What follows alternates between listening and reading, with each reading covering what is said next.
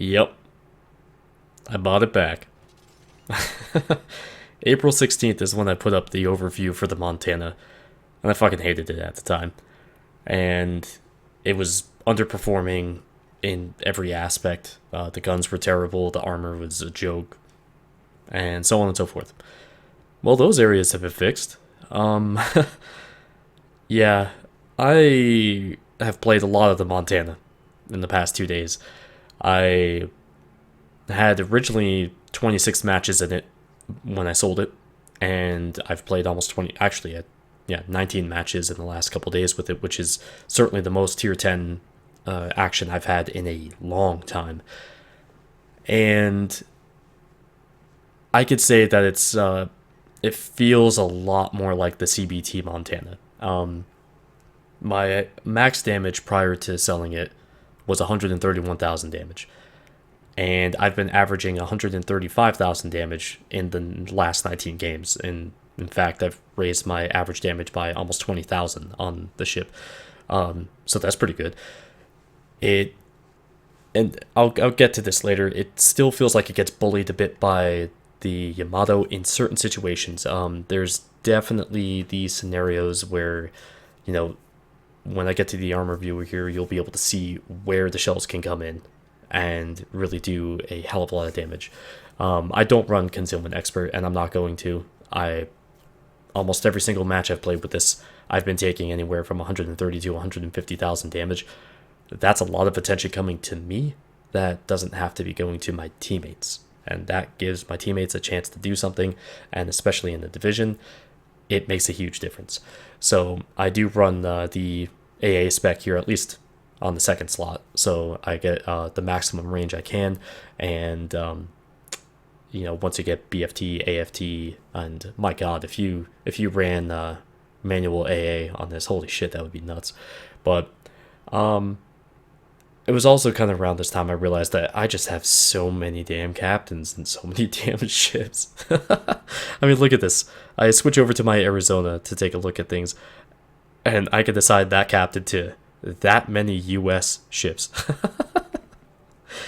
Holy crap. I mean, if you wonder why I don't put out a lot of reviews lately, it's because I just have too many ships. I can't focus on a given ship and get things done. But I do want to point out that this is not a re-review of the ship. It's because I really don't want to do that. This is more of me. How to put this?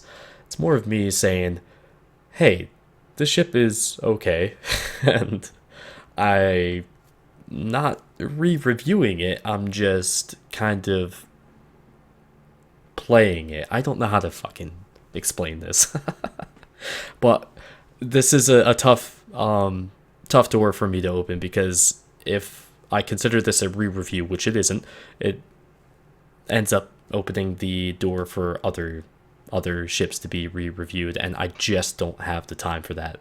There's too many changes to the game, too many changes to the ships, and whether direct or indirect, and that causes...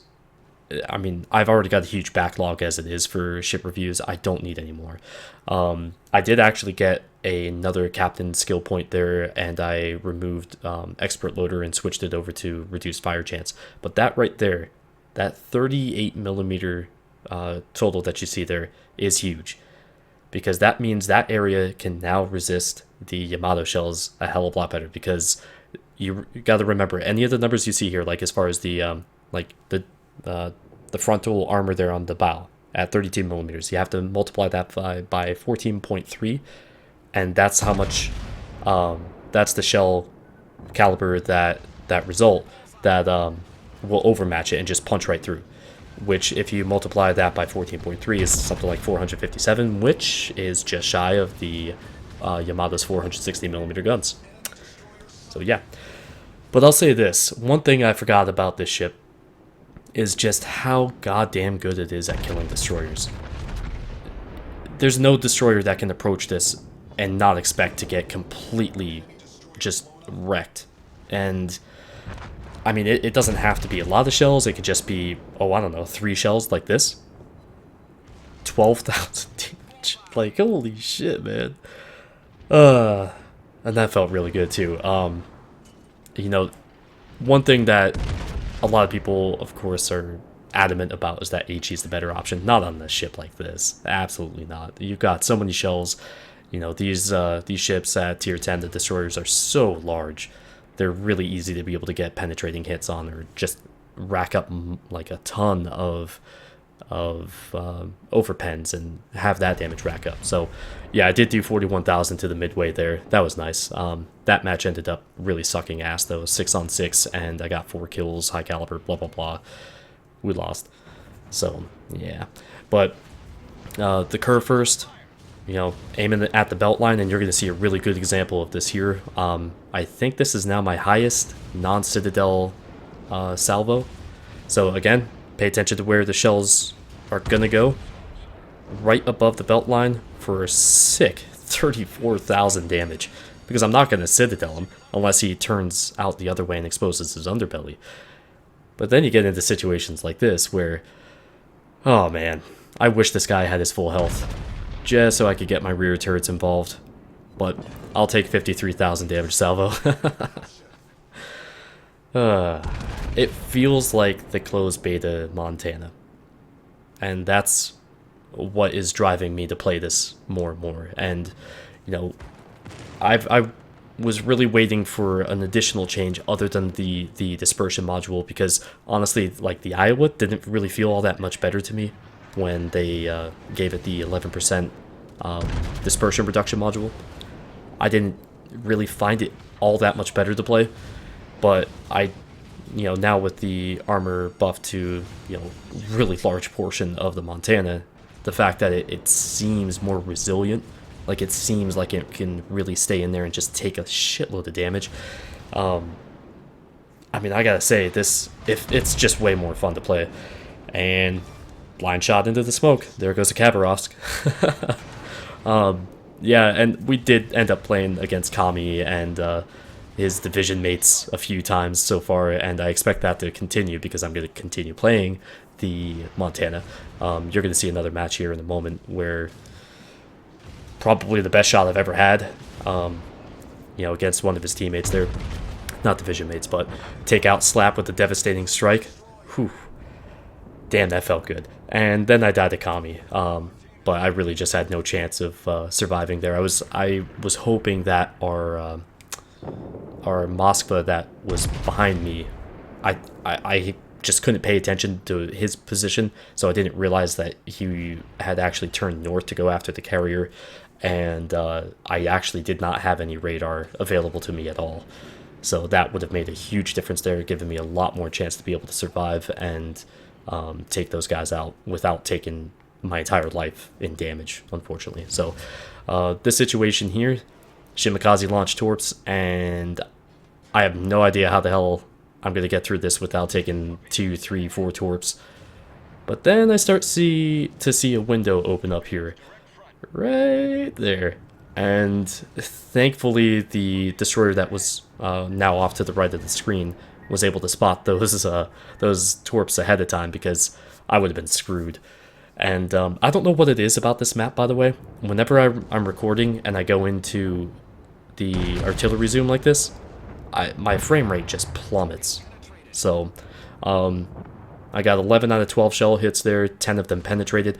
I was not able to citadel the Izumo, and I actually haven't been able to citadel the Izumo in the last 19 games I've played with this, which of course not every one of them has an Izumo in them, but still, it's one of those things where I gotta go back to work on finding out how to fight against an Izumo. And look at that, holy crap. This Shimakaze, I was saying in stream, was probably one of the unluckiest Shimakazes ever. I mean, any number of those torpedoes should have hit, and thankfully they did not. So I do have this built up like my brawler build. I forego any of the tier 5 skills for the captain, and this is beautiful dispersion, but unfortunately I underled the turbines. But that could have been so much more. But generally I do think that the Montana is much, much better positioned now than it was before, and I have been let down by the guns, of course, just like any other battleship, but it's better now in this situation against the Montana, frontally speaking. I mean, I've taken 30,000+ damage through the front before, but again, it's through that front clip that has 32 millimeters of armor, where the shells are able to come in at an angle and dive right underneath that 38 millimeters of armor. That is where the front turret is on the deck, and it hits the Citadel. So that's pretty shitty. But I want you to pay attention to this.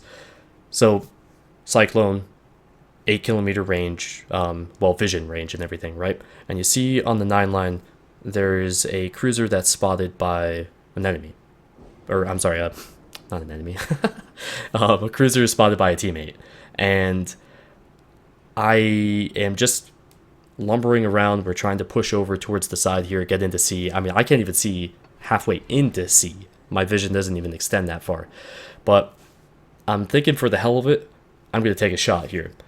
And I'm going to start swinging my ship around just a bit here, get my guns to bear.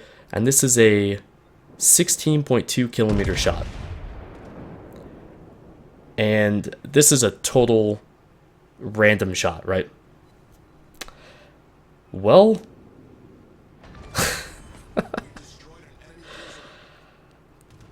yeah, that was a Prince Eugen. And we're going to go back to this, because this doesn't make any sense to me. Take a look at the dispersion. I don't have anything selected. That dispersion does not make sense to me. Ding, ding, ding. Boom. Ouch. So I'll explain why that doesn't make sense to me later, but in the meantime, I'm not really paying attention here because I'm chatting at the total sheer dumb luck of that. But there's bombers coming in, and I'm not even noticing the fact that there's torpedo bombers off to my immediate left until right about now.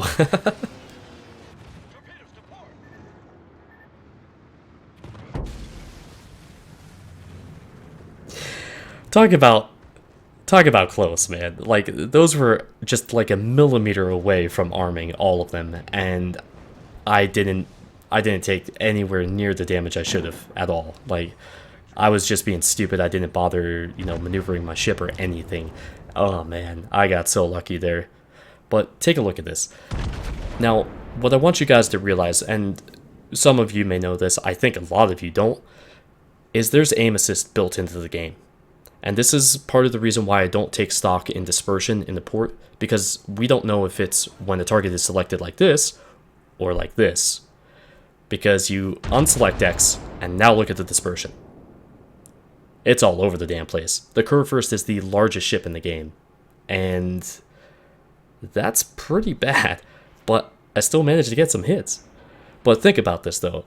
In the previous clip on Hotspot, I managed to have all of those shells like they were against the ship that I had targeted, somehow. And amazingly, 11,000 damage there without having him targeted. And again, we switch back, and you see how much closer everything is. You kind of have more of the shells grouping closer to center as opposed to spreading apart. I mean, regardless of the results, that's pretty clear. And just for the sake of it, Hipper, I mean, it's not nearly the same range, but again, unselected, and then we switch back to hitting X to select the target, and obviously, very, very clearly, much, much better dispersion. Now, I do highly recommend that you download Aslan's mod pack or any of the other mod packs that have the training room available to it, and try this out for yourself and see how ships like Cleveland or Azau, how they're affected by unselecting a target, because it's actually pretty damn amazing how much of a difference this can make. And again, this is exactly why I wanted to show this to you, because the fact that I don't know how I got dispersion like that at all. It doesn't make any sense to me. But yeah, maybe guys, somebody out there knows what the hell happened, but regardless, I look forward to the comments below. I'm sure there's going to be a lot of them, and I will have some more information on Fight Night as soon as it's available to me. So glad you guys enjoyed that video too. It took about 25 hours for me to make it, but I will be streaming today, hopefully blasting some of those British cruisers out of the water. And thank you for watching today, guys. I'll see you back here soon. Take care.